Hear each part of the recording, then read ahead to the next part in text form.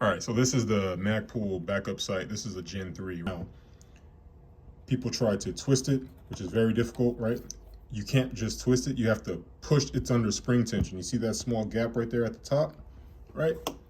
Tiny little gap right there. You have to push the wheel up with your finger and then rotate. See? Push up and then rotate. See that? And it has like little grooves on the bottom which locks into place. So those of you who have the Magpul MBUS 3, simply release some of that tension by pushing the wheel up and then rotating clockwise or counterclockwise. That's pretty much it.